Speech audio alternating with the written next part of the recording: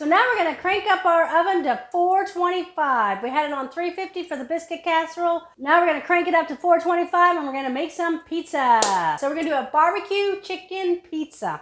So the first thing I'm going to do is I'm going to saute the zucchini. Just kind of a small dice. I'm going to saute that off in olive oil with some chopped garlic. And then the rotisserie chicken, I'm going to toss that in barbecue sauce as well as put the barbecue sauce down as a layer on the pizza.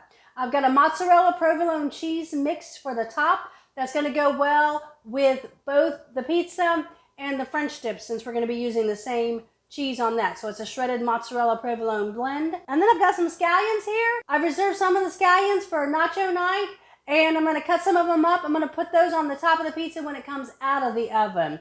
Now as far as your barbecue sauce on this one, if you don't like things overly sweet, you might want to get a tangier barbecue sauce because your barbecue sauce is going to be the sauce on the pizza as well as your chicken's going to be mixed in there with that. So that's up to you what kind of barbecue sauce you want to go with on this pizza. So let's get started sauteing our zucchini.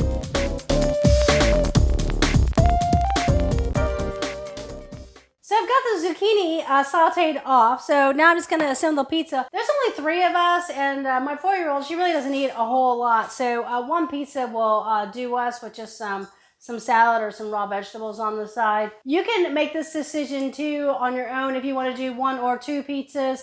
I always buy the 2-pack of pizza crust. Sometimes we make 2 so we have pizza for lunch.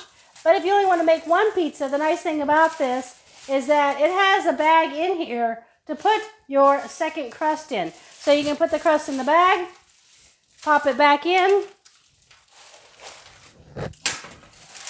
and you can put it back in the freezer or the refrigerator depending on how long it's going to be until you make another pizza.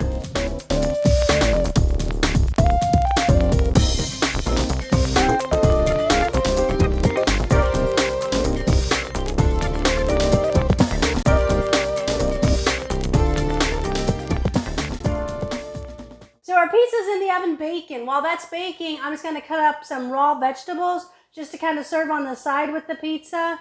Also, if you have any leftover salad, you can serve that as well. If you prefer, you can also cook your potatoes for the potato salad in meal 3.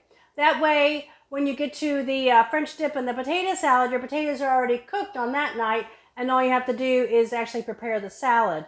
If you don't want to do that, you can just wait till meal 3 and cook your potatoes. But if you have time, since the pizza night is so easy, if you have time and you want to dice up and cook your potatoes that night, they can chill overnight and be ready to go for meal 3.